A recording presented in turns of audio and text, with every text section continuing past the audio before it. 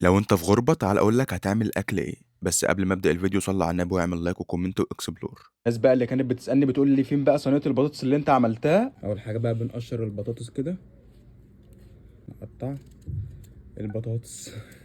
دي اول مره في حياتي اطبخ في الغربه.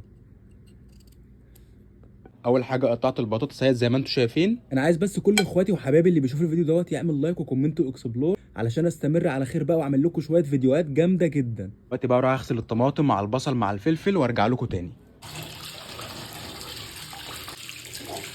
بعد ما غسلت كل حاجه بقى غسلت الطماطم والبصل والفلفل هقطعهم دلوقتي واحطهم في الصينيه ديت زي ما انتم شايفين. تمام. يا عيني يا جماعه، انا دلوقتي قطعت البصل كده اقوم ايه فكه من بعضه كده زي ما انتم شايفين. بصوا عيني من البصل دمعت على الاخر. تخلي الفلفلايه من جوه كده. ماشي. يا عيني. بصوا يا جماعه، احنا قطعنا بقى البصل مع الفلفل. دلوقتي بقى هنبشر ايه الطماطم بالمبشره دي. بصوا يا جماعه، ننزل بقى بالبطاطس كده في الصينيه.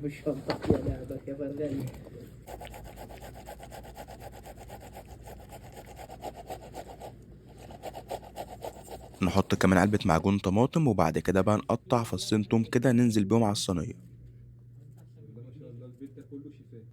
شيخات. البيت ده كله ما شفتكش شفاء. بتعمل حاجه خالص. انا لا بعمل. بتعمل ايه؟ بيت بالبسطرمه، برجر، كبده، مكرونه. انا عايز الاقي بسطرمه هنا، مفيش حد عنده بسطرمه. بسطرمه. طب ما تيجي نشتغل في الحوار ده. بيبيعوا بسطرمه؟ نسافر ونجيبوا شنطه فيها سجاير وبسطرمه. قالوا بس في حد كان جايب فسيخ هنا. برطمان المش ممكن يودينا في داهيه، يقول لك ديناميت. تاخد ملح عادي ما بيحليش. سعودي الملح في مصر يا معلمي بالصلاه على النبي ممكن تحط نقطتين تلاقي الاكل كله بقى شرش. الملح اللي هو بتاع الملاحات. انت غيرت حاجه غيرت؟ لا لسه بعد السريع بقى.